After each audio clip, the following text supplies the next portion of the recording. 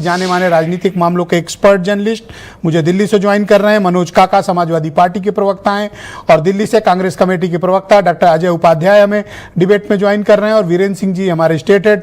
आप सभी का स्वागत और धन्यवाद इस कार्यक्रम में। डॉक्टर उपाध्याय, मैं कार्यक्रम की शुरुआत आपसे करना चाहता हूं।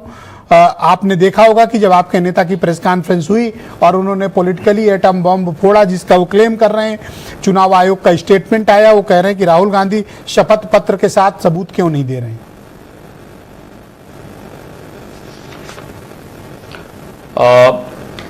मिश्रा जी, पहली बात तो है कि शपथ पत्र के साथ जो ये बात सबूत की बात की जा रही है, शपथ पत्र का एक प्रावधान जरूर है चुनाव आयोग के तरफ से, लेकिन वो अपील करना होता है तब उसका संज्ञान लिया जाता है।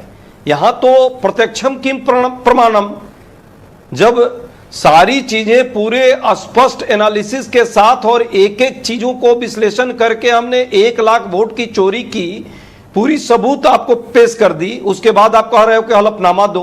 ये काम आपका है, चोरी आपके द्वारा की गई और चोर कहे कि आप हलफनामा पहले दीजिए कि हमने चोरी की कि नहीं।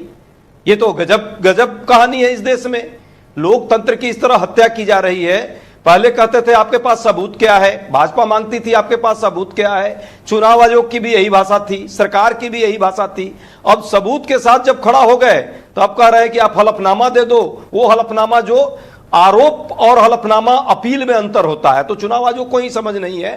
बेसिकली जो है सबको पता है, ये दाढ़ी में चोर वाली बात नहीं है, ये पूरी दाढ़ी ही चोर वाली हो गई है। और जिस तरह से ये चुनाव को प्रभावित करके अलग अलग कंस्टिट्यूएंसी में ये कांड किया जा रहा है, एक का उदाहरण हमने पेश करके ये दिखा दिया कि जनता के सामने कि स्पष्ट तौर पे कि भाजपा किस तरह इस लोकतंत्र को लूटने का काम कर रही है और चुनाव आयोग कैसे उसका पिछलग्गू बना हुआ है। अभी देखिएगा, जैसे चर्चा होगी, भाजपा समर्थित और भाजपा के लोग लगातार चुनाव आयोग की प्रशंसा में गीत गाएंगे। ये नहीं कहेंगे कि यदि इस तरह की गलती है तो सभी राजनीतिक दलों मैं आपसे जानना चाहता हूं उपाध्याय जी, जब पब्लिकली प्रेस कॉन्फ्रेंस करके पूरी देश की मीडिया के सामने राहुल गांधी ये बात रख सकते हैं, सबूत भी दे सकते हैं, राहुल ने जो कहा वो दस्तावेजी प्रमाण है। पूरे देश ने आज उनका लाइव प्रसारण उनकी प्रेस कॉन्फ्रेंस का देखा। मैंने देखा पूरी देश की मीडिया जिनके ऊपर आप लोग अक्सर लानत भेजते थे, आज वो सब लोग भी राहुल गांधी की प्रेस कॉन्फ्रेंस का सीधा प्रसारण कर रहे थे। तो राहुल गांधी जब देश के सामने सबूत रख सकते हैं तो चुनाव आयोग को सबूत देने में और एक शपथ पत्र भेज देने में क्या कठिनाई है? आप वो भी कर दीजिए ताकि कहने को न रह जाए कि साहब आपने ये नहीं किया।